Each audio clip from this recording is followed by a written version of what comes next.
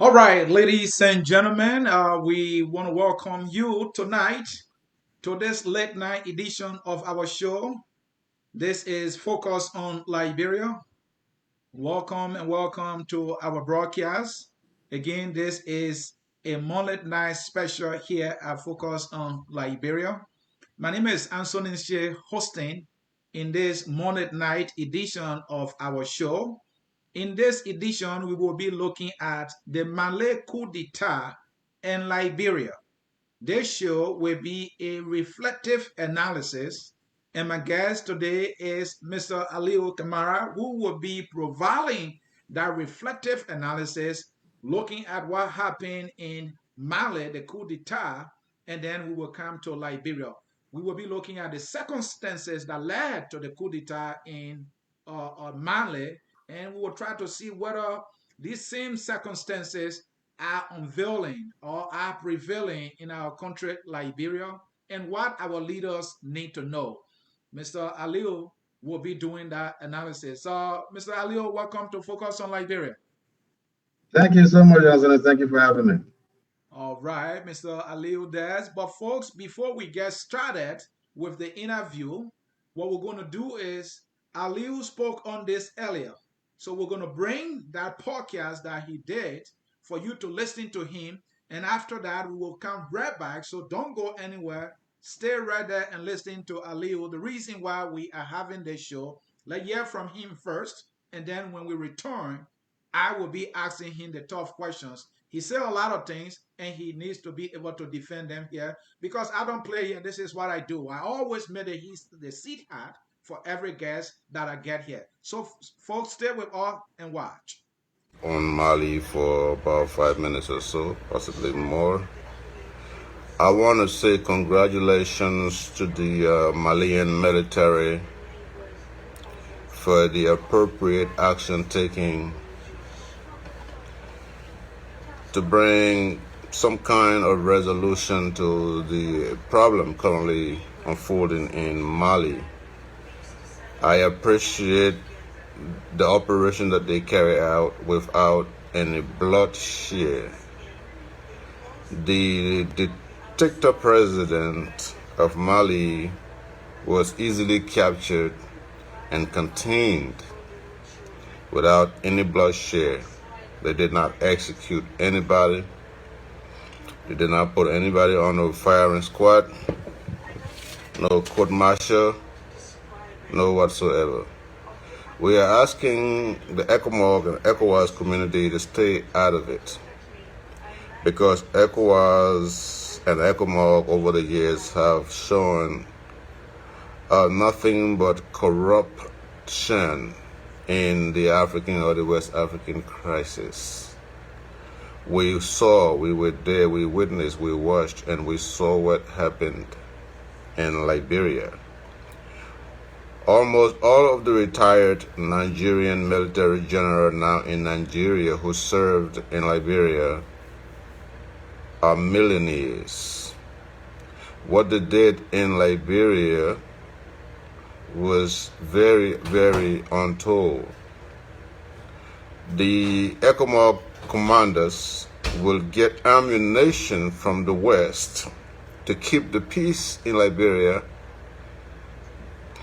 but the very high hierarchy of the ECOMOG soldiers, along with some of the political leaders, will sell the very weapon to various factions, opposing factions.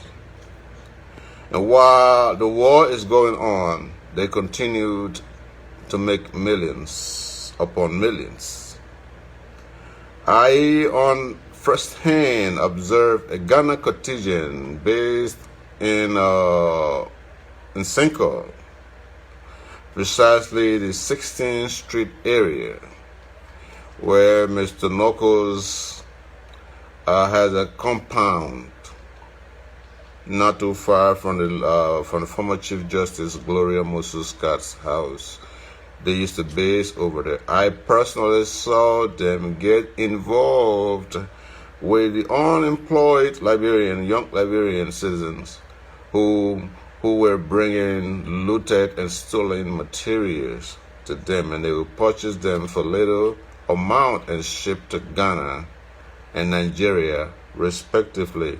Nigerians were even involved in looting in Liberia, and they were moving their shipment. The commander, the captains of those ships knew exactly what was going on, but they got their share, they got their cut, and Nigerians, the Nigerian military who served in Liberia in higher positions actually achieved a lot in terms of financial wealth at the expense of the lives, 250,000 deaths in the country, without any remorse, without they caring about the Liberian people. Do you understand? The war in Liberia ended when the Liberians themselves became a bit exhausted. The war in Liberia ended because there were too many fronts, and one party knew that they could not easily win the war. You had LPC coming from another front, later on joining with a group called Lofa Defense Force. You had the Ulimo J sitting in the Kakatai area, thereby posting a blockade to NPFL, because they themselves were being engulfed from the Ground Judea, Grand Bassa area. So their territory was diminishing. So they had to come up with a good idea. While Ulimo was in the Lofa County area, very close to Bone County. So it was smart, it was wise for them to pretend to be ready for peace, just so as not to lose their grounds.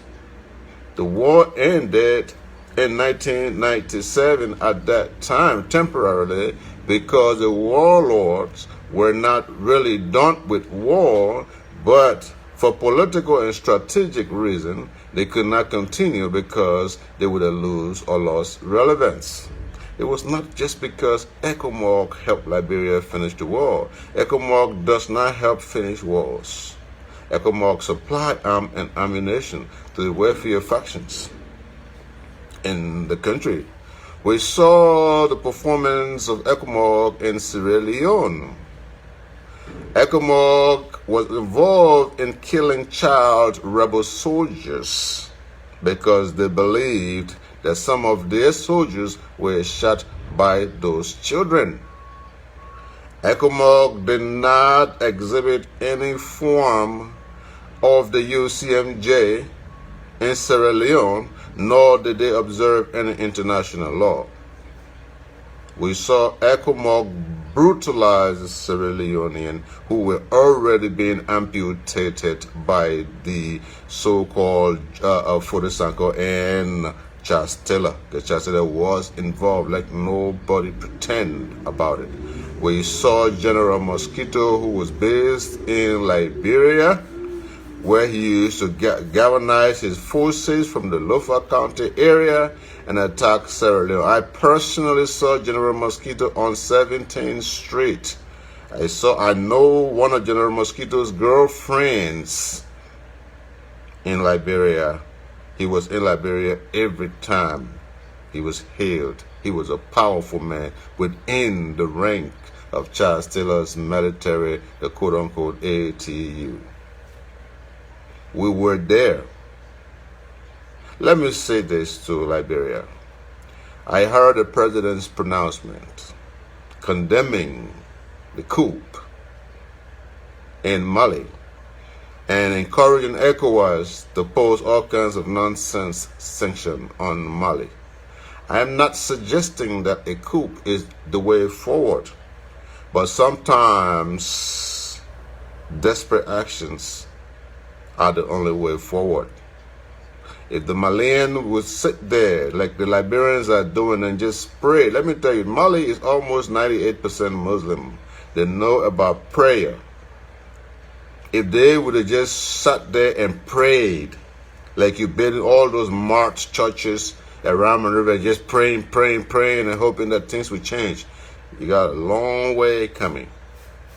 We pray from 1989. At the end of the day, the guy who caused the anarchy in the country, the guy became president. Our prayer did not help, right?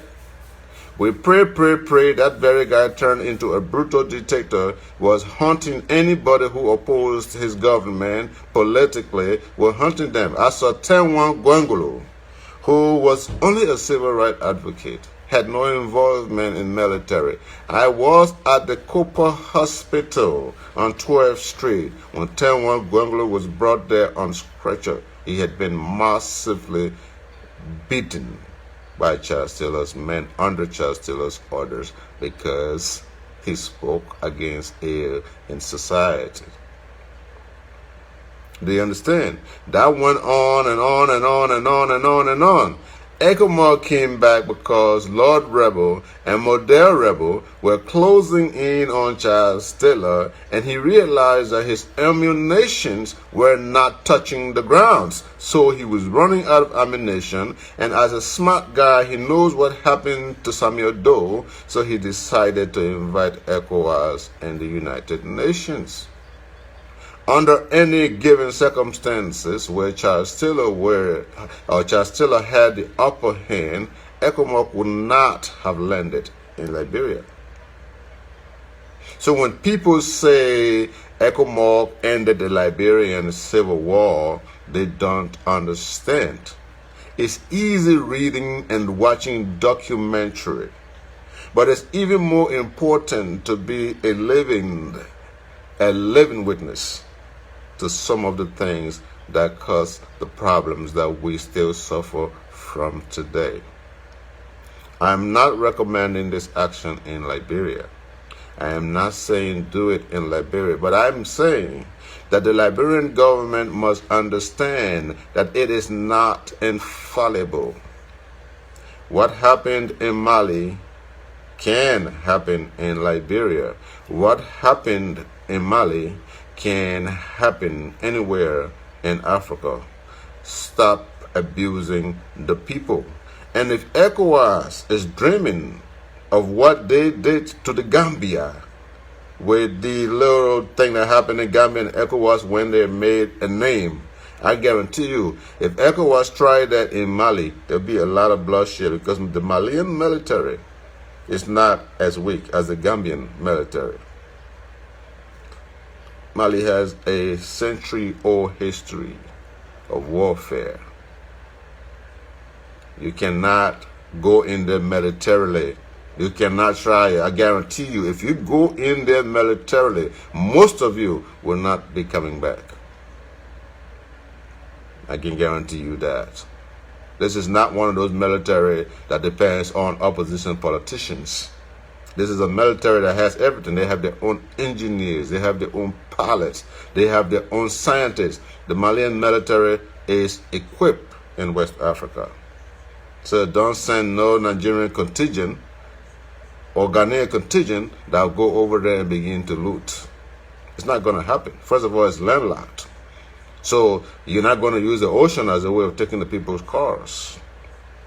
It's not going to happen. And I don't want to take everything away from the ECOWAS because they did some good things. There were some good people amongst them, but they did not end the Liberian Civil War. The first set of the Civil War that ended in 1997 was ended because those people knew that somebody who was smarter was losing grounds, and he pretended to be ready for peace. 2003, you talk about the official ending of the Liberian Civil War, was because Lord Rebel had already captured Bourgeois Island, and they were only fighting over the new and the old bridge.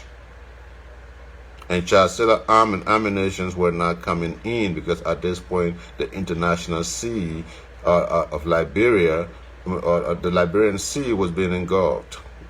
The Marines were on the sea, the Navy was on the sea.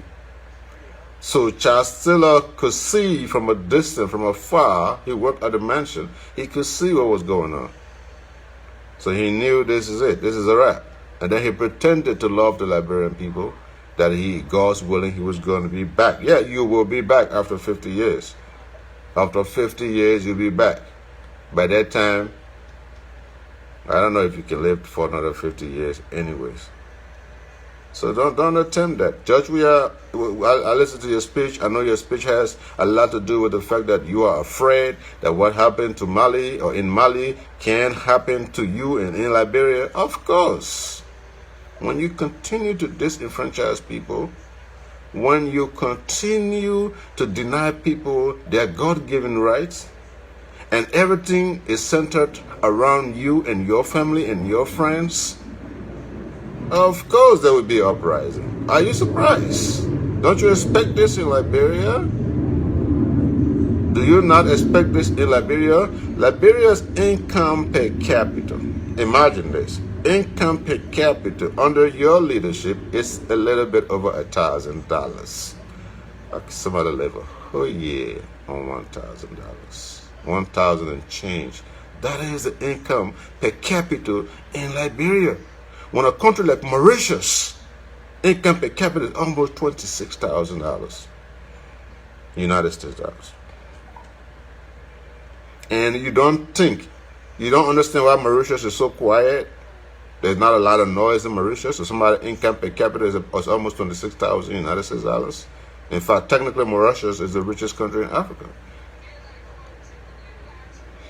And somebody making 1,000 and change for a whole year, and you really don't think that they can get fed up one day, and you think you want to be complicit, and you think everything is okay? Man, back, country giant, give the people what they are entitled to. Not just economically, socially, politically, but naturally. They are entitled to justice. They are entitled to economic empowerment. They are entitled to freedom. They are entitled to free movement without being afraid that somebody can stab them at night, or without a girl, underage child, being worried about who can beat her down and have sex with her forcibly. You have to take your duties and responsibilities very seriously. You are playing. That place you're playing, we have seen war. A lot of the youth.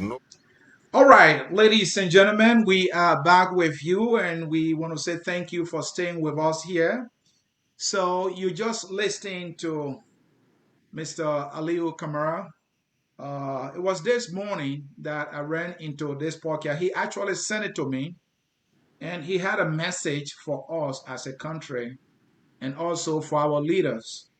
And my determination here is that I needed to ask him more questions so that I will actually get a clear picture of what he's trying to share with us as a country and as a people. So I pick up a lot of things there, and I'm sure he's prepared to answer the question. So, Ali, welcome again. I'm glad that we are back now to start talking the talk. I'm glad to be here, Anthony. Thank you for having me. This should have been my second time, but the first time I was invited, I was on the road and I couldn't come in. Mm-hmm. And finally, you brought me on. So I'm glad to be on Focus on Africa. I love Focus on Africa. I love the level of articulation that is carried out here, the level of intelligence that is exhibited on this show. I really, really love this show. This is where the tough question comes from. Most of the time when I'm watching social media shows, as a matter of fact, as I sit, my cheeks are wiggling because I know it's about to go down. I can already start sweating on my forehead. But thanks for having me, and I'm excited to be here. And we are also excited to have you. Folks, we are getting started with this very important interview. If we can load at the bottom of the screen there, our topic here is Mali coup d'etat in Liberia. We are doing a reflective analysis. There was a coup that took place in Mali very, very recently. And Aliyu, having looked at the coup d'etat that took place there, having looked at the circumstances, the economic conditions of the people in Mali that led to that coup, the behavior of the leader of Mali that led to that coup, he has some things interesting to share with us as Liberian and also for our leaders. Many things he said, but I will be breaking them up one by one. So stay with us, hit that share button as we go into this reflective analysis of the Malay coup d'etat in Liberia. So let's get started. Well, Mr. Kamara, the first thing you did when you started was to congratulate the Malay military for executing a coup d'etat, something that is completely out of the ordinary in these modern times. But you are thanking the military for carrying on a coup d'etat and overthrowing a democratically elected president. Why you chose to do that?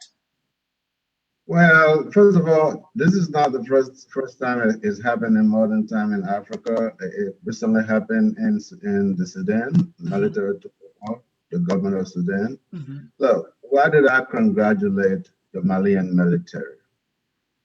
You know, in Mali, as dry as the country is, economic suffering or hardship in Mali can be more painful than a lot of other places. In Mali, the president, just like Judge Weah, continues to play deaf ear to the everyday cry of the Malian people. Malian people reduced from $4 on a daily, they came down to $3, they came down to $2, and they went under $1 a day from Mali. And the president was busy protecting its power and continued to forget about the everyday people, Anthony. And when you are a president, your responsibility is to make sure that the welfare of the people are met. If you refuse to do that, then either way, the Constitution should remove you. But as you're aware, Anthony, in Africa, the Constitution cannot remove African leaders. And if the Malian military did not rise up to save their own people, the country will continue to go down the drain, just like Liberia is going down the drain. Mr. Kamara, before you continue, yes, you know, this is why we're doing this reflective analysis. In Liberia, unlike Mali, the last time we had coups in Liberia, it subsequently led us into war. Because chances are that when the military people take over, they try to stay in power, thereby bringing more conflict. And that is why in these modern days, people are saying no matter what the economic conditions are, people should be allowed to go into the democratic process to elect their leaders and not allow the military to effect any coup. And you are here. You live the war in Liberia and you are thanking the military? yes, yes, Anthony. And I hold no apology for thanking the military. If somebody has to do it. Let me tell you, if the military takes power in Africa, anywhere in Africa, especially West Africa, it does not relinquish power as agreed upon in whatever memo that is signed, because like the Malian authority have said, they will rapidly transition the government into a military, into a civilian government. Rapidly, they will be transitioning into a military government. Failure on their part to do so. This is not the 80s and the 70s. They can't happen. It happened in Gambia in recent times. The president in Gambia is a former military person. And when his time expired, he refused to move. But here's the underlying thing to look at, Anthony. The underlying thing to look at here is whether or not the masses want you. That's the difference. That's the difference between today and yesterday. Yesterday, the guys who took over the government were heavily supported by their people with the accession of Idi Amin Dada. But most of the other guys who took over militarily were heavily supported by their people. So they had the backings of the people. Now, if a civilian government is elected and they're not supported by the people because the people are excruciatingly suffering from hardship because of the very civilian government, what difference does it make if they are removed? I think the sooner the better. So I congratulate Mali, and I think most African countries should look at more African leaders should look at Mali and come to their senses before it's too late. And Alieu, here's the thing. this may subsequently become a dangerous precedent. Mali, as we're looking at right now, might become a model, might become an example for other military in other African countries We to have say, it in Libya, okay, right? if we are not satisfied or if our people are complaining about economic conditions, some of which sometimes you don't have control over, we will Mhm. effect a coup. Okay. And there might come a time that these military leaders, some of them might want to be able to take over and the country might plunge into a civil war. So I am saying to you, this might be a dangerous precedent here. So we should Not all discourage necessarily. that. And you are praising it. Not necessarily a dangerous president. I think this is gearing towards the very good that we all yearn for. Let me tell you, during Alieu Justice Alieu as president, there Right. was coup d'etat that took place in several places. Sudan was one. Egypt was another one. What Hosni Mubarak had to run away from Egypt to go to the UAE. And then we also had the Libya saga that involved the United States, and then afterward it began something between the Libyans. There was another coup d'etat that took place in Libya. Now, in Libya today, even though it was taken over by military force, in Libya today, the income per capita is about 21,000. Now, you had civilian government all through when these people were carrying out their coup d'etat, and your income per capita is just above $1,000. What difference does it make whether a civilian is elected and not doing the job, not helping the people, massively looting the country with disregard to its citizenry, and a military coup d'etat that try to put a quick stop to the damage before it goes too far? What will you prefer? Well, that made progress. I'm just asking the question. Another thing you said in your expose Yes, sir. is that ECOWAS, the regional body, should stay out of this coup d'etat that took place. And I'm there wondering, why is Aliyu doing this thing? This is ECOWAS. This is an institution or this is a body that was of help to Liberia. And he is telling the people of Mali to kick them out. Why? There is more to ECOWAS, my brother, than meets the eye. Let's just forget ECOWAS before I go deep into ECOWAS. Look at any world body like the United Nations, the AU, or the OAU back in the days. Which one of these organizations that has ever ended a war? Which one? Which one of these organizations, including the IMF and the World Bank, that has actually ended poverty? Which one? None of them. Why are you suggesting that these people use the war opportunity to profit and line their pockets up and all the aid we see, all the United Nations missions, one we just had in Liberia and other countries, are you saying that this is profiting and they're not serious about the human consequences that happen as a result of war? Exactly. Anthony, you're a doctor. Say you go to school and become a medical doctor. Okay. I mean, I know you would tell people you're not praying for somebody to get sick. But if nobody gets sick, how do you work? How do you earn your living? The same thing applies to ECOWAS and these other organizations. They are only relevant if there are bad things going on in the world. If everything is good, everywhere is peaceful, life is fine, there'll be no use for ECOWAS. So ECOWAS itself, we saw the scenarios in Liberia. We saw ECOMOG, especially the Nigerian contingent, selling arms and giving arms and ammunition to ULIMO under Amos Sawyer's orders. We also saw the very ECOMOG sell guns to the NPFL. And the very ECOMOG gave guns to George Bulley. Do you think ECOMOG actually went to Liberia to end the Liberian Civil War? That's No. why we Liberians know. What you think? No, ECOMOG did not go to Liberia to end the Liberian Civil War. That was just a little bandit that they went under. That was a banner that they went under, that they were going to finish the Liberian Civil War. But they did not finish the Liberian Civil War. You were there. I'm sure you were there, Anthony. Charles Stella, when Charles Stella got ready, I remember on BWR campus, 1991, late 1991, I remember, Chancellor asked ECOMOG to leave or they're going to be removed. In the morning, by 6 o'clock in the morning, NPF engulfed ECOMOG, disarmed them, took all of their trucks and put them on one truck and shipped them to Monrovia. ECOMOG could not stop Chancellor.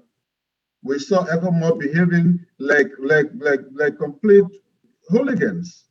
We saw, I personally was hit by a Guinean ECOMOG soldier because of a rice container that had come to the country, and the government wanted to squander the rice, and ECOMOG wanted their share. The Guinean contingent specifically wanted their share.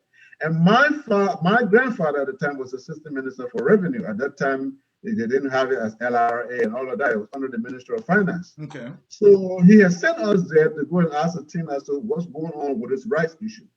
So we go there, the ECOMOG guys won the rice. There are other guys from Custom who also won the rice. The rice is at the Freeport. And because of that, I was hit with the back of a gun by a Guinean soldier just over some rice container. They're not supposed to be there. That rice came to the country. We had a National Food Agency at the time. The National Food Agency should have been responsible for that rice. The ECOMOG was involved. If you were on the Bourgeois Island or at the Bourgeois Island during the 1990-1991, and even during the other pause, you will see that the ECOMOG soldiers were taking cargoes out of Liberia in containers full, taking it to Nigeria and Ghana. I saw people sell things as empty P4 barrel, the Ghanaian soldiers on 16th Street. Mr. Kamara, Mr. Kamara, let me the hold you there for a moment because you said something earlier, and I'm waiting for you to conclude your point to bring you to that. You said most of the war bodies would not exist if we don't have conflict, and you try to make the point that suggests to me that they were only created for conflict. I don't think that is the case. The United Nations was not only created for conflict. Even if it started with conflict, there are other good reasons for which the institutions exist. Let's look at ECOWAS, for example. That is the Economic Community of West African States. They developed the military arm to become ECOMON because we have started having wars. So I would think that ECOWAS was not established just to put on fire during times of war. So to suggest that, well, this institution would not be around if we don't have crisis, suggesting that they are only around because of crisis. And you went further by saying we more than not necessarily needed them because when they got there, they were just about trading lives for money. And that's why, for the most part, they exhibited. That's what I got from you. Tell me if I'm wrong. That's correct. And why that? Why is that? Yeah. Well, it's just a natural phenomenon. The greed of a human being. We get greedy. And for a society like Nigeria, where whoever has the biggest money has the most affluence, wherever they go, it's about money. But you did say something about ECOWAS and ECOWAS. Yeah, they say it's Economic Community of West Africa. I'm telling you, do we have an Economic Community of North America? I don't know about that.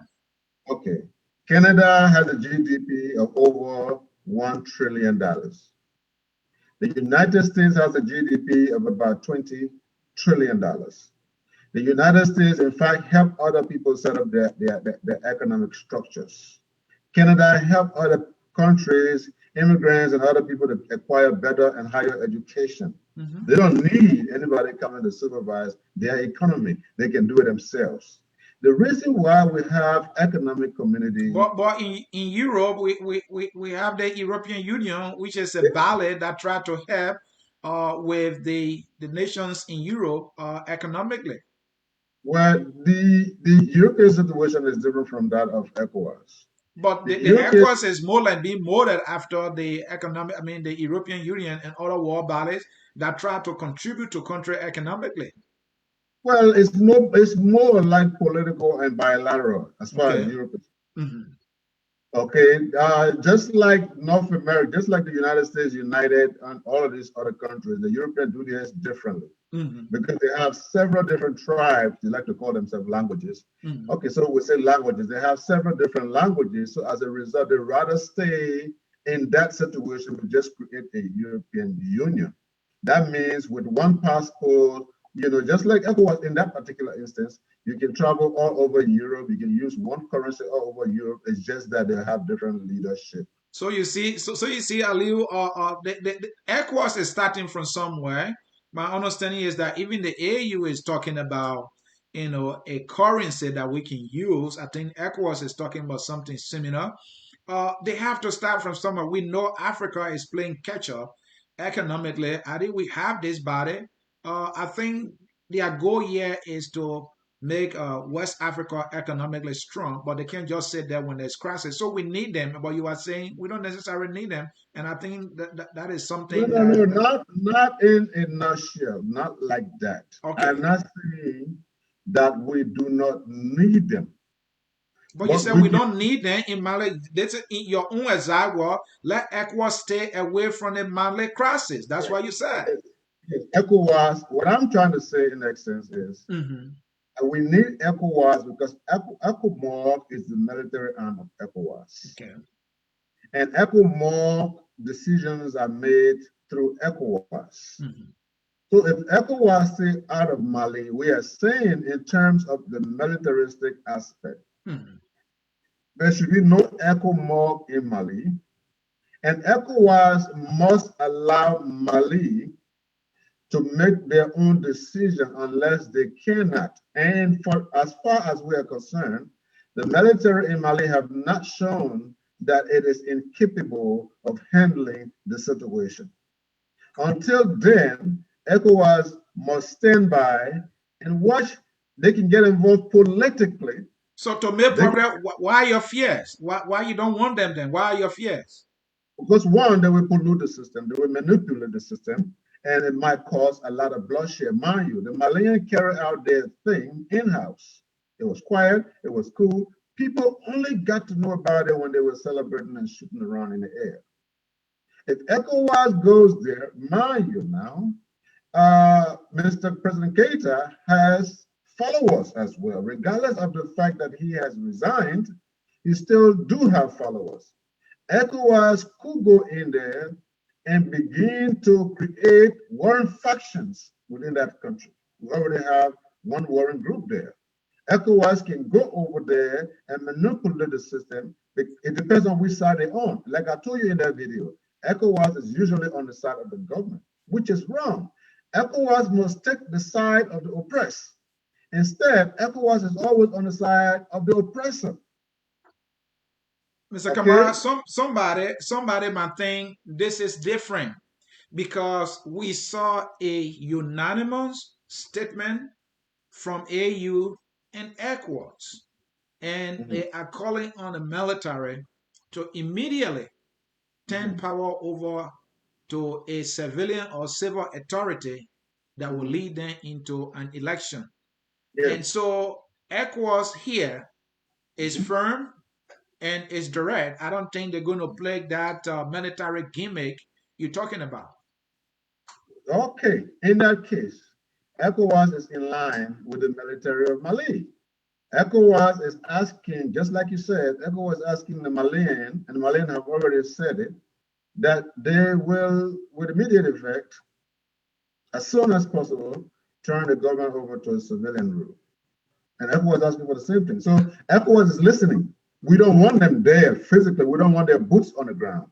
We don't want any ECOWAS or ECOMOG troop on the ground. Now, this is the point that we are making. I guarantee you, if you send the people who refer to as Araba, the Nigerian guys with a split on the side of their leg, if you send those guys over there with multi-million dollars worth of weapons, I guarantee you they'll sell a good bit of it. And who's going to use it? In order for you to sell the weapon, you have to have opponents. You have to have people to fight to need the weapons. So ECOWAS will create that situation to make money because usually, we have a situation and it's a serious business. I'm disappointed in many respects In Africa, we create conflict. And when we create the conflict, we are unable to resolve the conflict. We go to the West. So what ECOWAS does is they inflame the situation, and then so that the UN can bring more money to them. That's when you see generals from other countries like Ghana, Nigeria, the filthy rich, money that they would not be making in Nigeria. So these are your fears that when the African leaders see a situation like that, because they have the knowledge that United Nations will contribute, or should the situation get out of hand, they themselves go and engineer the crisis to an alarming proportion so that money will come their way and for them to profit. So that is your legitimate fear right there. That is my fear, and we have seen it firsthand. We saw it in Sierra Leone. We saw children being murdered because they were accused of being snappers, RUF snappers. 7-year-old and 8-year-olds were executed in the streets of Freetown by ECOMOG soldiers because they believed that these children were snappers. Let's assume the argument, for the sake of argument, that they were right, that these kids were snappers. How do you execute a 7-8-year-old child and you are a conventional military force? You're supposed to be an international military force who understands the Geneva Convention. How do you execute these people? We saw in the very Sierra Leone that any people who were accused of being rebels, some of them were killed along with their parents by ECOWAS, especially the Nigerian contingent. How can we pray for ECOMOG to put boots anywhere? Anywhere. How can we do that? We cannot do that because we know their history. We know what they do. We know how they do it. We know that the ECOMOG soldiers in Liberia had their own curfew for us, but they would chase us in the dark. If we were walking with girls in the dark, they would chase us, and they would catch the girls and let them go. And the girls would go with them to the base. The girls are afraid. They'll have sex with these girls, especially the Nigerian contingent. How do you have curfew and you go into people's houses? I remember one time a Nigerian soldier tried to force himself in our house in Sigo. We pushed him outside and slammed the door shut. He was coming to that house every day looking for us because it happened one night. So these guys violate the ethic. These guys violate, they misuse their power. When they go into other African countries, they exploit the society. They don't care about how many people die. Do you understand? And this is why we are so afraid, because we witnessed it firsthand. We saw them. We're so afraid of any ECOMOG intervention in warfare in Africa. Other than that, no. If they must do that. So Alieu, beside the abuses that you are just narrating, what are other excessive that tend to happen when a regional bully is trying to play gimmick with the life of people whenever there's a crisis? The military situation extends. It lasts a lot longer than it normally would. Did you experience this in Liberia, for which you are so afraid? Yes, I experienced this in the Mana River Basin. I really did experience this in the Mana River Basin. We saw these guys give gun to Ulimo K and then give gun to Ulimo J. How do you end war like that, Anthony? You tell me. So you are saying they were trading guns while they were there to protect people, while at the same time they were trading guns, thereby putting the people, the civilian at risk, the civilian for which for whom they went in that place in the first place, they got them at risk just because of their pockets. That's what they do. That's what they've always done. How many wars have ECOWAS ended?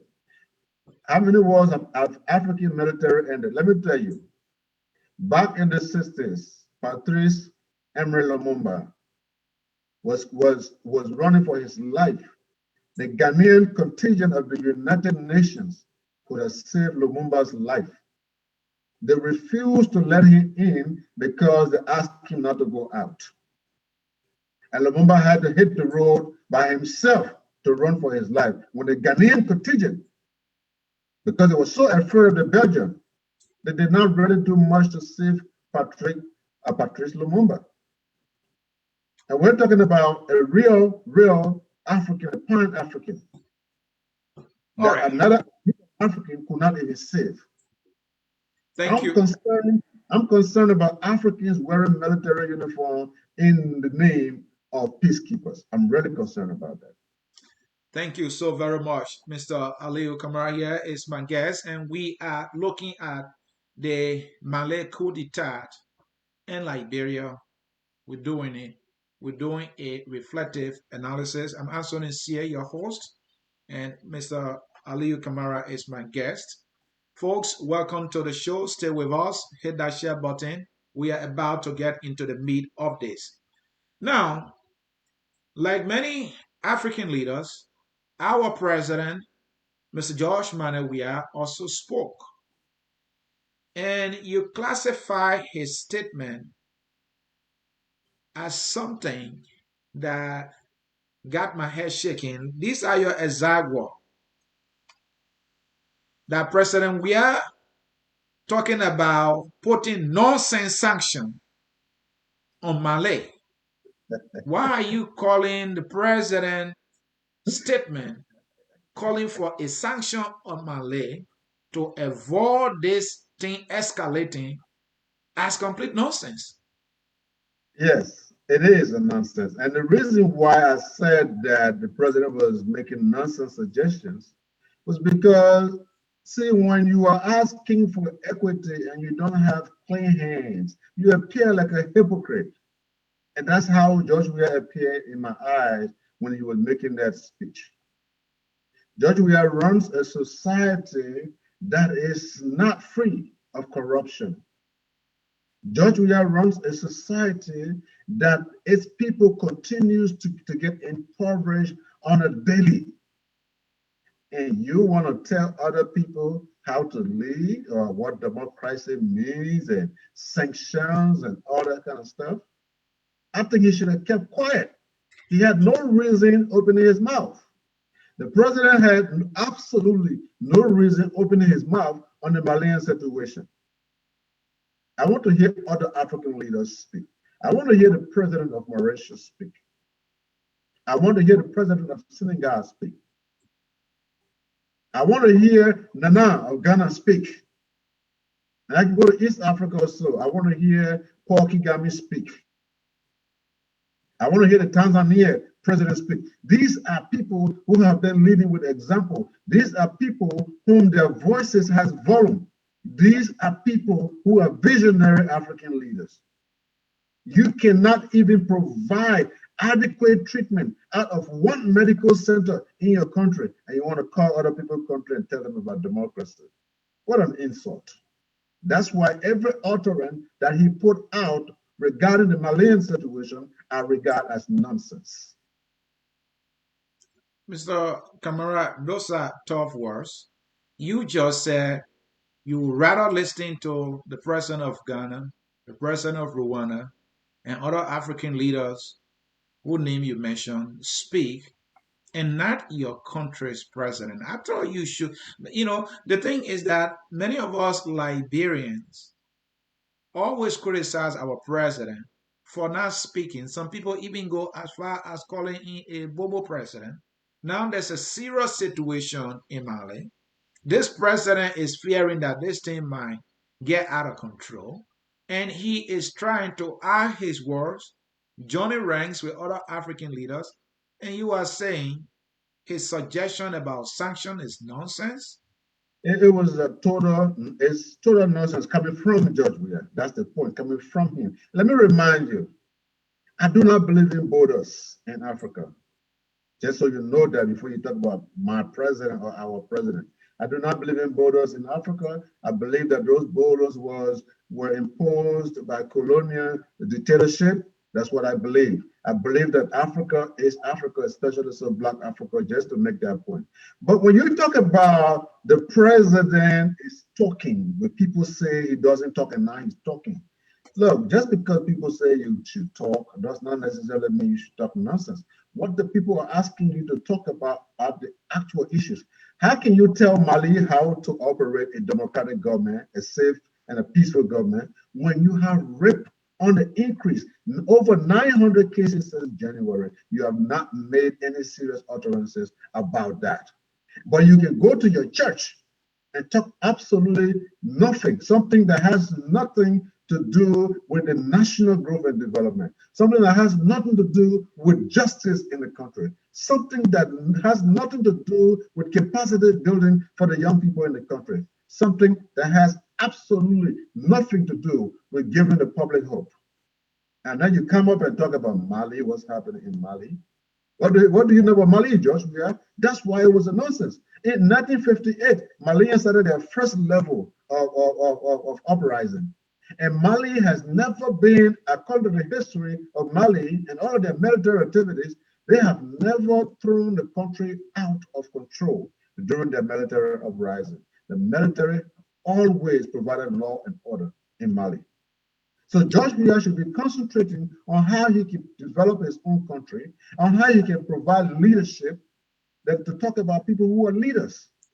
Mr. Kamara, for your information, if I may interject, the government of Liberia have had interministerial consultation on the issue of rape, and they have arrived at a series of consultation, recommendations, and they were able to issue a strongly worded statement against what I consider as a pandemic in Liberia.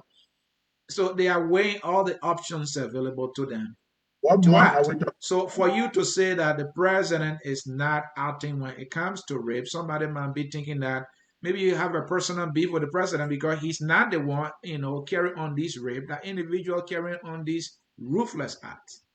Well, if somebody says that the president is not the one carrying out the rape and so we shouldn't go at the president, then that person is not being honest to themselves. Do you understand what I'm saying? But you are talking about interministerial meeting that they had. When did this happen? It happened this month, October, August. The issue of rape has been alarming on an increase since 2018. The society has cried out, foul. Some women have been raped and killed. George, we have finally had an interministerial meeting nearly 2 years later. And you call that talking to the issue and something? Is that fair to the people who elected the president? President Weah is the feminist in chief. He earned that title, for standing up for women, isn't it? President Weah do not stand up for women. I wouldn't say he's not feminine in chief. But to be a feminine in chief for 2 years, while the women are being raped and killed, to the point where it has gone to the level of people raping infants, because the grown women have been raped, no solutions, no penalties, nobody actually providing justice to them and their family. And then it comes down to the young girls under the age of 18, and that's going feeble, and nothing is coming out of it. And so the rapists are like, well, then we have our own, we can do whatever we want. We have a government now, we have a president now that allows us to do whatever we want to do. And so we can go ahead now to the level of 2 months old, 4 months old, 4 years old, 9 years old. Remember, you're destroying these children. Has President Weah at any time purposely, specifically had a discussion, a national discussion on rape and selling? Well, let me progress. The government is doing all it can to fight the issue of rape. Myself, I'm not satisfied with the actions on the part of the government, from my following of things and research and checking things here and there. Even the very courts that we rely on for prosecution, the courts are underfunded. The police that should be carrying on the arrest, the police is also underfunded. We have double troubles on our hands. And my conclusion is that this has been happening from past administration up to now. So we all need to put all our hands on deck. We heard about a protest that is starting. I think the protest starts tomorrow. I think in Liberia now we can say it starts today. But let me bring you to this thing. We got a lot of things to cover here. One of the things you also said in your podcast that landed you into this trouble is that what happened in Mali can happen in Liberia. Why you thought to say that? Liberia is stable. We have a government that is doing all it can. They're giving this government name. The president have even earned himself some names. He is the Barrow Medicine. He's called Bekwe. They call him talk and do. So where you coming from with this thing that what happened in Mali? The Liberian people are happy, aren't they? No, they're not. They're not happy. Now, let me just tell you this. Liberia was peaceful, Liberia was quiet, and came in 1979. Some reports say 100 persons were killed. Other reports say 250 people were killed. All in all, people were shot and killed, gunned down in the streets of Monrovia. Liberia was quiet before that happened. Liberia was quiet. I remember I was in Grand Bassa County. It's a town called Jacobstown. Little boy sitting on top of the river. The one you call Farmington River now, we call it Dew on that side. And I was sitting on top of the river, one of the trees that were cut, one of the branches right on top of the water. I used to swim like ninja. So I was sitting on top of that tree when we heard a radio announcing that Tobo has been killed. Liberia was peaceful. Liberia was also quiet, kind of, sort of, as far as we were concerned. In 1985, when Tomo Kuyempa came in, he was executed, he was killed and decapitated. Liberia was peaceful in 1989. I was actually at Tisla Mission in Salah, Lower Bond County. Liberia was very peaceful when we woke up to the sound of gunfire all over the place and people were being slaughtered and intestines were being made out of checkpoints. Liberia was peaceful. So what makes you think that this particular peace in Liberia now cannot turn into turmoil? There are particular details that cause these scenarios. And some of these details are deeper than the eyes can see. When people get tired, it's just like putting water in a cup. To a point when the cup is overfilled, it spills. When the people get tired of just the few people of the country eating the money, driving the most luxurious cars, the sun is blazing hot, but they don't feel it because they have air conditions in their vehicle. They don't feel the potholes and stuff like that. The people will say something. You're talking about Barrow Medicine. If you have a vehicle like a Toyota Carina or Corolla, you cannot drive from Vytown to Breville. The road is worse. The road from Breville to the border, to Cape Mount border, is better than the road between the two bridges, between the St. Paul Bridge and the double bridge. But you can't drive. You want to hold President? We are responsible for that. We've had the Harvard-educated economists who were there for 12 years. You just say he was Barrow Medicine, didn't you say that? How can a Barrow? That's why they are telling us that he's the Barrow Medicine. So maybe he's worrying about the bigger ones, the major roads, and not that little one.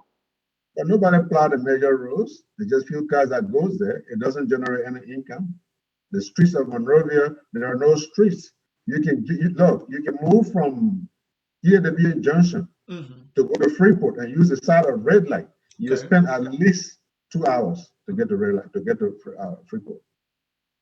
So how is he a Barrow Medicine? What are the significance of the roads that he's fixing? What's Joshua doing in Liberia? What is he doing there, Anthony? Alieu, let me say this. When Corona came, the president, in his wisdom, from what was being reported, there was a stimulus package, something that you enjoy here in the United States. There was a stimulus package for $30 million to be exact, to give rise to our people, free electricity. I don't know, they talk about water, but I remember free electricity and free rice for our people. And don't forget, at some point back, there was propose rice. So the government is trying its best to meet the needs of our people. So why are you saying that what happened in Mali may happen here because the conditions are the same? Anthony, the money they reported that they took $30 million, but they took nearly $40 million. One. Number two, They took $9 million and pocketed that and called it administrative costs. That's the first thing.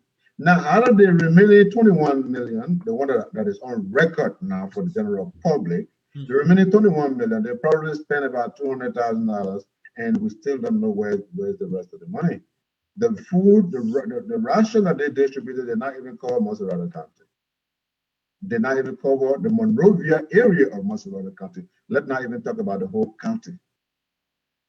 So I don't know what thing Josh we are doing to really, what Joshua is doing to really help the people. I can't tell you because there's nothing to see.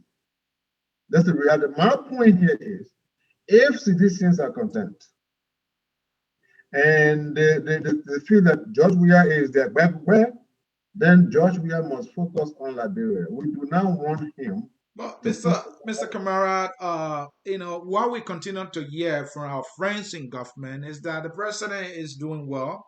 They will even go to tell you that the president have achieved a lot in barely 2 years than all government combined in the Republic of Liberia. And yet, you are saying to us that even if the Liberian people will keep praying, thinking that prayer will change their situation, they should think again. You said that. And you also said further by saying there will be an uprising in Liberia should this economic condition our people continue to face continue. I think you are inciting our people against this government. Well, no, I am only speaking the inevitable. Okay. When people are denied the basic social incentives, they get angry. And when people get angry, they are just waiting for any reason to explode. And that is the position that the Liberian government is putting us in. I am not wishing anything to go wrong in Liberia. What I am saying, based on my experience, I'm 46. And all of these 46 years, I left Liberia by the age of 31, 32. So I saw everything. And I know what can lead to war in Liberia. I know what can lead to war in Africa. And George Weah and the CDC are doing those things that could cause Liberia not to necessarily plummet into a civil war, but that could cause some sort of uprising that can set us back a little bit more. So I am admonishing the government to be more foresighted than to just be stuck in a little scope. Widen your horizon. This is my message to the Liberian government. See the Liberian government beyond just your few ministries and Sekou Kalaspo and the rest of the guys that are in your circle. Liberia is a lot bigger than that. See Liberia from a modern and a sophisticated economic standpoint. If you go to the village in Grand Jida County, and Bill Country has it in the village in Grand Jida County, there are no schools in the village. There are no electricity in the village. There are no jobs in the village. The folks from Grand Jida County, from that village who reside in Monrovia, will remain in Monrovia because there's nothing to go to that village except for some concrete walls. Look, you have to do case study analysis in order to get involved in the development. And CDC is not doing its research adequately. That's the frustration. When you stand as an opposition for 12 or more years, you should have seen all of the loopholes, all of the mistakes of the previous government, so that when you take over, you capitalize on those mistakes. The CDC doing any of that. CDC Kamara, ever exist in Liberia. My brother, it is important for us to recognize that we just had the Ellen Johnson Sirleaf administration. Records say that there was a $16 billion direct investment that went into the country. We can also talk about the United Nations mission. My understanding, the last time I checked the number, this UN mission was spending around $500 million a year during the time it was operating in Liberia. So that was significant revenue flowing into the country. 2 years after that administration of Ellen, things are looking this bad. That tells me that things were not that good at all. So to think that everything now is this bad because our administration is not doing well, it might be unfair. What you say? Well, first of all, let's just say this. We're not saying that George Weah came out some roses. That's not what we're saying. We are saying that as corrupt as Ellen Johnson Sirleaf government may have been, it had laid the basis for which George Weah could have grown upon. George Weah did not need any old mat. He already had the old mat. All he needed to do was to sit on the old mat and plant a new one. Now, people talk about the UN and the money the UN was pumping in. Remember, bulk of the money that was being pumped in by the United Nations, there was projects, earmarked projects to undertake with those funds. The money came to the UN, not to the government. We need to understand that. Okay, and most of the money that was also money that was paying the United Nations staffs. The United Nations staffs from abroad, from overseas, from France, America, other places, were the one making a bulk of the money. They were the one making most of the money. How much were they paying Liberians?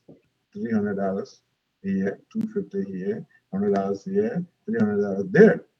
But people who were making 4, 5, 6, 7,000 were people called the so-called expatriates. So let us clear that. And one thing, I am not an economist, but when people talk about direct, what you would call investment into the country, you also have to understand, this is not a budget that comes to the Ellen Johnson Sirleaf government. It's not. What the problem we are having with the CDC is not, we're not saying that CDC is responsible for the hardship that is in Liberia. What we are talking about is we do not see any responsible fiscal policy being drafted or enforced by the CDC. The CDC cannot even enforce the law. Right now, as we speak, the CDC is breaking the laws. Alieu, CDC is breaking the election laws. Alieu, talking about policy, the CDC was able to roll out a major policy called harmonization. The CDC argued that there were so many imbalances in the payment structures in Liberia. Some ministers were making way too much. Some GM staff were, it's like a minister will decide what the secretary make, and so that is how Ellen Johnson Sirleaf squandered the huge opportunity that he had, during its administration. So the CDC came in and said, "Look, we want to make sure everybody on the same level in terms of payment when you are on the same level in terms of job assignment." And the CDC executed that. Don't you think that is a major policy that they executed? We shouldn't thank them for that? Not all the way. Not all the way, Anthony. Okay. You think about this. Okay. The CDC did the cutting. We sounded good. What did they do with the money? What CDC did was CDC collected hundreds of incompetent, inexperienced CDCians, some of them who were in their battle cry, and just put them in the government. Let me tell you this. At the gender ministry, there are redundancy going on. There are lots of people at the gender ministry that just sits there. They have no function. They have no job to do. They have some ministries, some department have two directors, or they're only supposed to have one director, because there were some people at the gender ministry whom CDC unlawfully tried to remove from the gender ministry just to get CDC employees. So those people went to court. They went to the labor ministry. How you call it? The civil service. The civil service agency. Civil service. Civil service agency. The civil service agency ruled in those people's favor. I remember that story. Okay, so the citizens insisted that even though the civil service have ruled in those people's case, they all will be there. So most of those ministries are occupied with people that do not have to be there. So what good did it do when you harmonize and you take the same money and then spend it right back to the same area where you did the harmonization? But besides, the harmonization did hurt the economy. If you go to cut somebody who made $5,000 and you cut their salary down to $3,000, and somebody who makes $700 and you cut their salary down to $300, who do you hurt? The person who makes $3,000 or the person who now makes only $300? The person who make more, obviously. So the person who makes less is more affected through this harmonization. If they had carried out the harmonization without touching the civil servants, it would have made some sense. If they had carried out the harmonization without pushing their bunch of CDC employees, of the CDC partisans into those ministries and giving a particular money that they had cut, give it back to the CDC, if they had not done that, maybe the harmonization would have made sense. How much difference has the harmonization made? How many times have the CDC led government owe the people back pay? How many times? So many times. How many times have you now seen water and sewer and other places go on strike because they haven't been paid for months? So CDC is not doing a good job. You are absolutely right there on the point that the one who makes less will definitely get affected. I was just playing with you there. Again, folks in cyberspace, you are watching Focus on Liberia. Our topic here is the Malay coup d'etat in Liberia, and we are doing a reflective analysis. My guest is saying what happened in Mali can happen here because the very conditions that led to the coup in Mali are happening here. And he's warning our leaders to pay attention. He's even warning President we are directly not to listen to those guys in his circle because they're not telling him the truth and that the people are hurting. But the irony is the people are calling him the barroom menacing. And so I don't know whether Alieu is telling the truth, but I know he's telling the truth somehow. Let me read some comments, Alieu, then I will come back to you. This one from Alex Yonisian, following from Zoedru all the way. What? Professor Yone, hope you're having a good time there, sir. I know him very well, and he knows me too.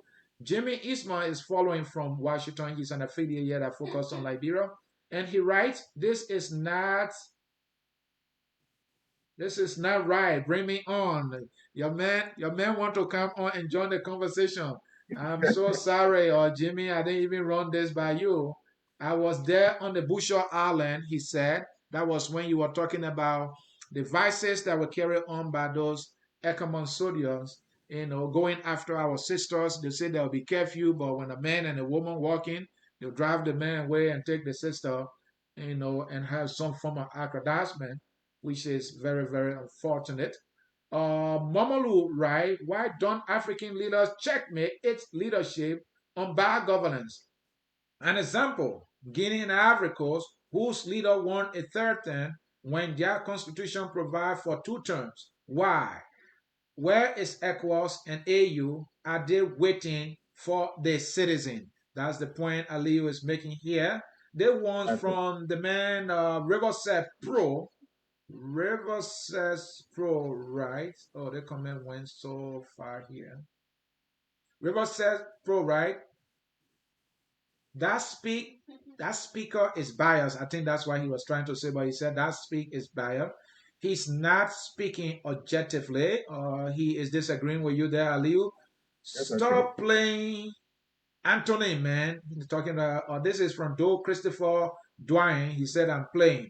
Steve Bullet, very interesting and realistic thought. That's from Steve Bullet. Jefferson Day, right?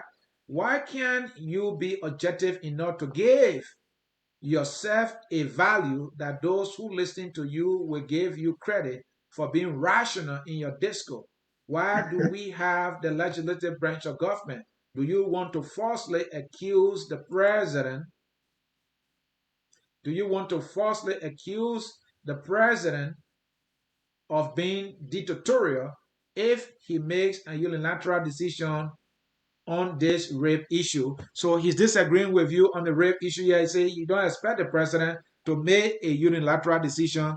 If the president does, maybe you will be the very person to be criticizing the president. So Aliu, a few comments there from those following us here at Facebook. Please respond to their comments so we can make progress. Let me answer this last guy who talked about unilateral. Who's speaking of unilateral? I think that's malapropism. That's when you just stick words and put them in places that really don't belong. Just to break the word down for you. You see, the legislatures make laws. They do not enforce laws. The president, the executive branch of government, which the president is the head of, he has to enforce the laws. The reason why rape is on the increase is partly because the laws are not being enforced. Who's responsible for information dissemination in the country? Public relations. We have the Liberia Broadcasting Corporation. We have the Ministry of Information, Culture, whatever. We also have the Liberian News Agency. These are all agencies that benefit from the Liberian taxpayers. When you talk about rape awareness programs, who is supposed to be doing it the most? The government gets paid from the people, but do not want to implement the people's wishes. Instead, they want to put the burden on the ordinary and the private people. The government is responsible, and the executive branch is mostly responsible. If you do not make an arrest and file charges, you cannot trial somebody in court. The judges do not go around making arrests. The legislatures do not go around making arrests. The legislature is not the legislature's fault that the police cannot write a statement of a charge against somebody who committed a crime and file them to court. It is not the court fault. It is not the legislature's fault. The laws are on the book. No, we have some of the most stringent laws in Africa. But all it needs to be done is to be enforced. You have people who rape children, and they go to jail and they're out. They're walking in the streets. You talking about legislature? The other man, River says pro. He made a statement that I was biased, but he did not speak with any specificity. So I wouldn't know what does it mean that I'm biased. Am I biased to the point where the economy of Liberia depends on remittance from Liberians in diaspora? Is that not a fact? Is it not a fact that Liberians are now living under $1? Is it not a fact that the income per capita in Liberia is just over $1,000? Is it not a fact that people are not eating 3 billion meals, nutritional meals in Liberia? Is it not a fact that somebody took a razor blade because he tried to rip a child? If as I speak that, I get a little chill on my body. Split the little girl's vagina because he's trying to fit in there. Is that not a fact? River said, Pro, I need you to take your time, sit down, meditate, concentrate. I don't know which part of the world you are. But imagine if you had a daughter, not even in a month old, let's say 5 years old, and somebody takes a razor blade and splits her vagina without your president coming out and showing anguish. Tell me, how will you feel? Oh, you got some chill getting on my skin there with that behavior. That guy definitely behaved like an animal. There's a comment here from Darling Wawul. Sorry, I might have butchered your name there. Sorry. He writes, we are seeing indicators of war and instability. I hope it does not come to that, Mr. Wewell. And then this one is from Percy Emerson. We won't listen, my brother. Uh, why you guys continue to say we are is not listening? We are is listening. We see that the president is now speaking even in the fucking clone church. So what you guys want the president to do? That's where he speaks. My problem with we are, sometimes I'd rather he just shut his mouth sometimes, even though it's frustrating that he wouldn't speak on the real issues. Issues that completely violate humanity. He really doesn't care. But usually when the brother opens his mouth, he will piss you off. He will piss you off. This man is in the church talking about somebody about 30,000. This man is in the church talking about high time, you're talking about that general high time star. So this guy's a juggler. This guy is playing with the Liberian people. He's pissing the Liberian people off. This guy's responsibility is to give the Liberian people hope. This guy's responsibility is to come with plans, is to come with vision, is to come with an agenda that his team will follow.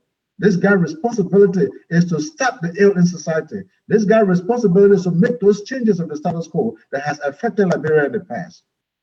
But this guy says it was here before, so nobody should call him name. Is that the kind of president you want us to be objective about? Well, that one there, my dear brother, it is profound. And I think I read somewhere that the president is even saying that this country is rich. we got diamond, we got everything.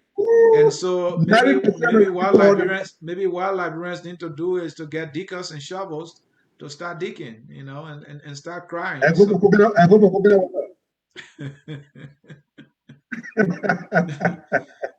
This thing is serious. The man Alieu Kamara is my guest yet, and we are doing a reflective analysis of what happened in Mali and looking at Liberia. He is fearing that with these kind of economic conditions that our people continue to experience, if our leaders don't act soon enough to bring them economic relief, there might be an uprising.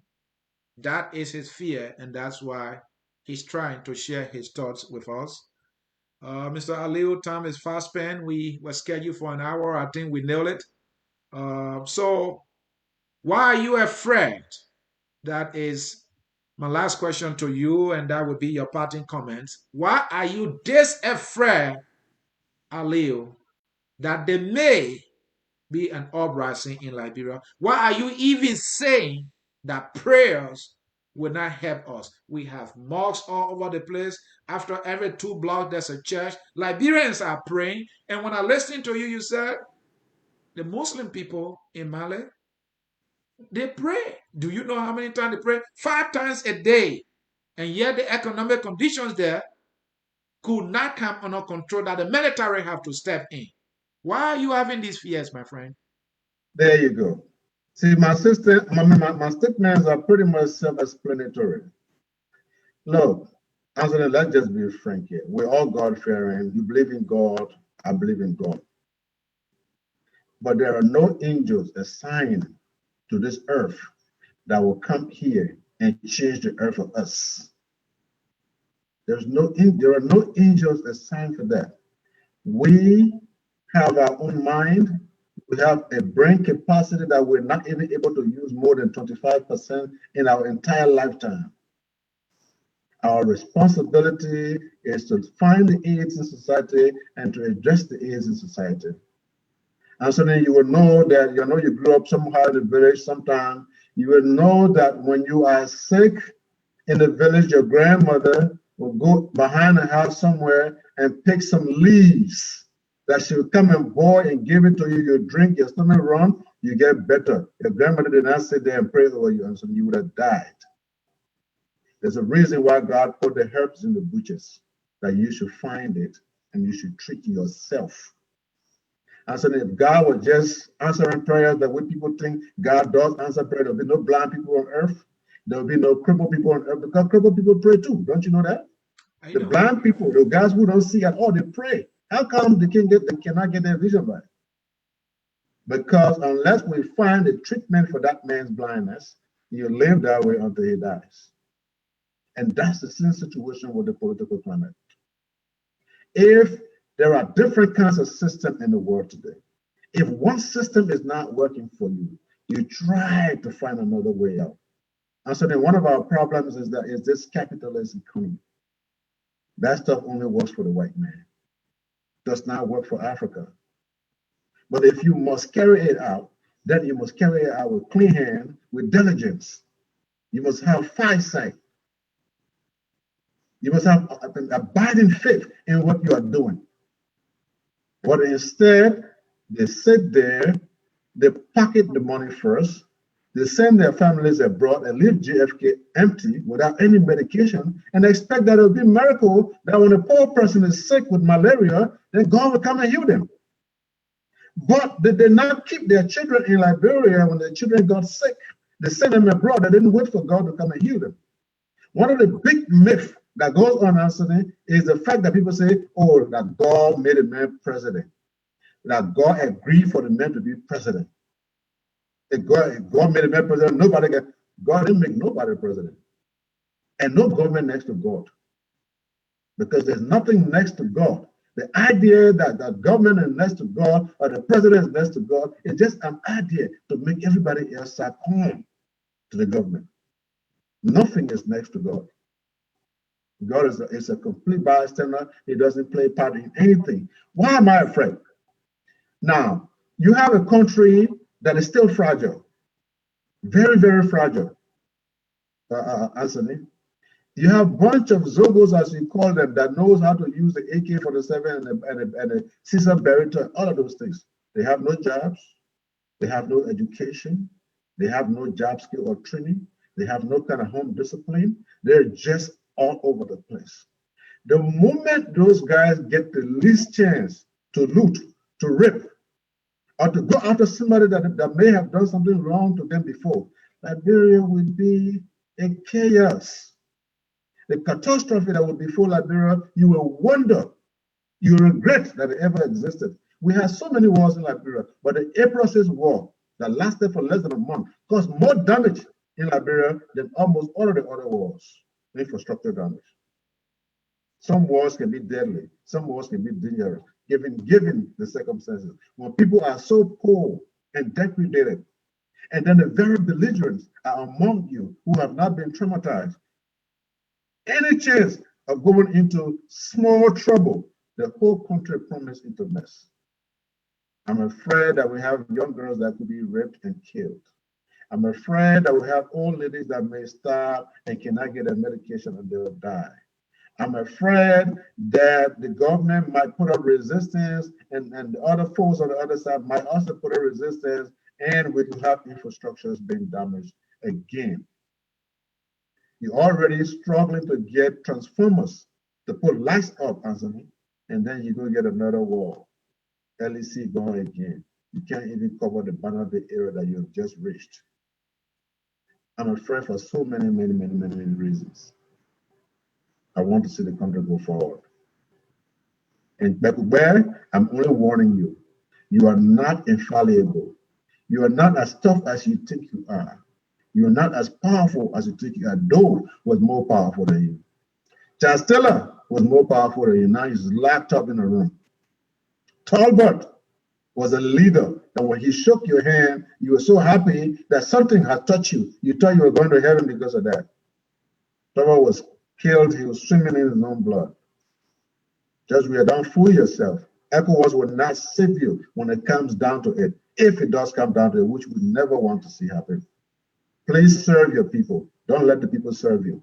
Thank you so much, Anthony, for having me. And I'll be happy to come here next time. And we will so definitely reach out to you when we need you to share your thoughts again on national issues, because we only have one country, and one country we will forever have until that time comes for each of us to go to that resting place. This is what I have to leave with you. This is all that I gathered from my guest.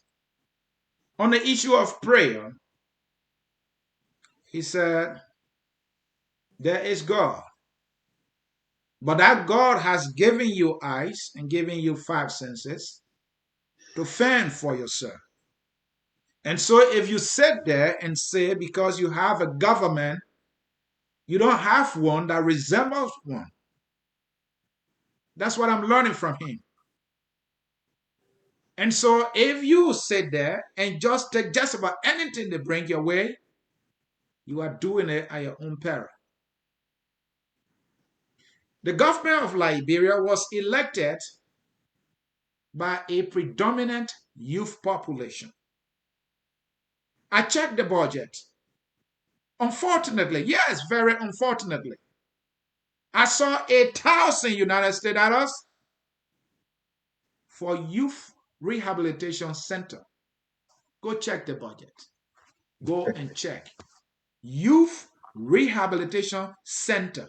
I don't know where is that located. I really want to go and see that center. That our government allotted only $1,000 And yet the first lady was elected $700,000, and the president was elected $10 million. Sorry, the presidents were elected $10 million. But then the very president went and allotted $10 million for all the 15 counties. So the president and the county taking equal share. So the people and the president have $10 million each. Yeah. Alieu fears are legitimate because if you look at the budget, it is the budget that tells you how your government sees you. The legislature walked away with $33 million. The legislature walked away with $33 million. And all the counties combined walked away with $10 million. Hello, are you hearing me? Alieu fears are legitimate because the University of Liberia budget has been cut. There where the youth of the country, the future leaders should go and prepare themselves. Alieu fears are legitimate. And he said it black and white. If nothing is done with this deteriorating condition in our country, he's fearing an uprising. I just hope it doesn't come to that. But the indicators are clear, and clear enough for me to even have fear. And so he could not have nailed it very cleverly, very truthfully, very boldly, and very powerfully. And so to you, our leaders, it is about time you think for the people. All these BB cars won't protect you when that time comes. The military will not protect you because the last time we checked, the guy in Mali was not protected. Today, he's powerless, just as Charles Taylor is powerless, just as many dictators are powerless today. If you take care of the people, you are indirectly taking care of yourself the best way possible. But until you do that, the trouble that you're looking for when it comes, don't run away. Because the people, patient, have limit. When their patience is out, it will be bad for you. I've seen leaders cry for job in Liberia. Jenkins Scott is an example. How did he walk the earth when he was minister? Did he do right by the people? Did he do right by his friends? Something tells me if he did, he would not have cried for a job like a baby with all the education he had. And so when it is your time to serve, serve the people and the people only you should serve. But what we see is that individuals are growing stronger because they are serving themselves, and the evidence couldn't be that clearer. He didn't have stomach when he became minister. Now he has one. He didn't even have a car. He didn't even have a house. In less than a year, he got 2 houses. Alieu fears are legitimate. Thank you, folks, for watching. May God bless you. Bye-bye. Thank you, my brother. Salute. Yep. Take care, my man. All right, man. We are Liberia.